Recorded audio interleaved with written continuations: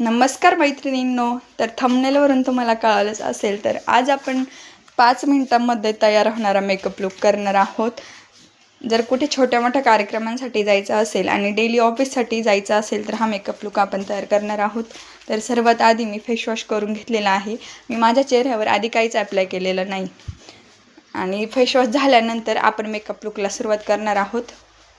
तर सर्वात आधी इथं मी पॉन्ड्सचं सुपर लाईट जेल मॉइश्चरायझर वापरणार आहे की ज्याच्यामध्ये आहे हायड्रा मिरॅकल, जे आपली स्किनवरती लावल्यानंतर आपल्या स्किनला इन्स्टंट ग्लो येतो, आपली त्वचा तजेलदार ठेवतं आणि जे आपण आपल्या चेहऱ्यावर जे प्रॉडक्ट लावतो ते कधीही आपल्या मानेभोवती आणि गळ्याभोवती पण लावून घ्यायचे आहे।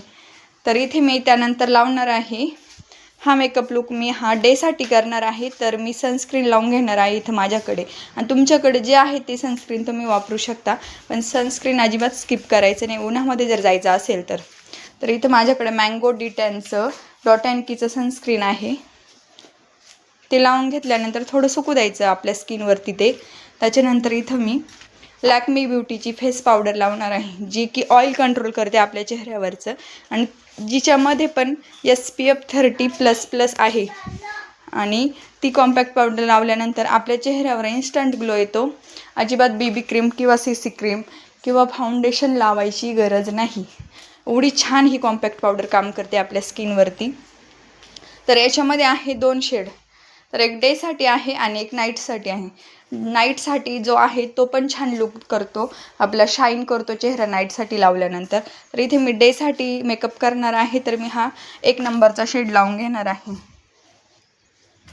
तो पण छान लावून घ्यायचा आहे टॅप टॅप करून आपल्या स्किनवरती। तर बघू शकता तो शेड लावल्यानंतर लगेच आपल्या स्किनवर ग्लो आलेला आहे।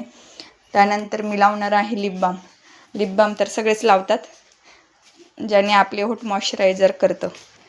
इथं मी हिमालयाचा लिप बाम वापरलेला आहे आणि लिप बाम लावल्यानंतर थोडा वेळ जाऊ द्यायचा, त्यानंतर लिपस्टिक अप्लाय करायची असते। तर इथे मी टिकली म्हणून मी गंध लावून घेतलेला आहे।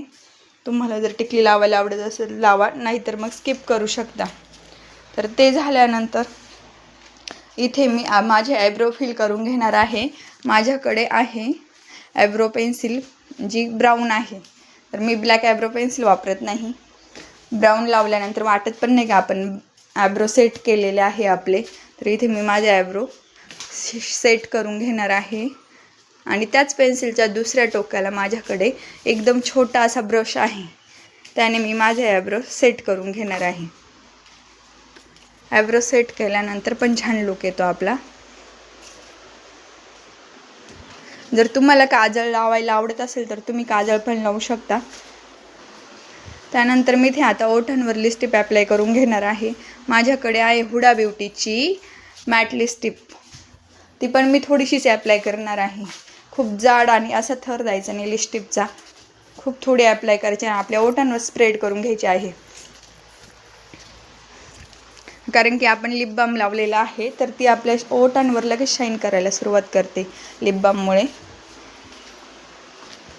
तर त्याच्यानंतर तुम्हाला जर सिंदूर पेन्सिल आवडत असेल लावायला तर लावू शकता, नसेल तर स्किप करू शकता। तर इथे मी माझा हा मेकअप लुक तयार झालेला आहे। आता मी माझे छान हेअर सेट करून घेणार आहे। जर तुम्हाला कुठे जायचं असेल कार्यक्रमासाठी तर तुम्ही छोटी मोठी हेअरस्टाईल करू शकता, पण जर डेलीसाठी किंवा ऑफिससाठी जायचं असेल तर पाठीमागे फक्त संपूर्ण केस घेऊन एक क्लचर लावू शकता, ती पण हेअरस्टाईल छान दिसते बघा तुम्ही।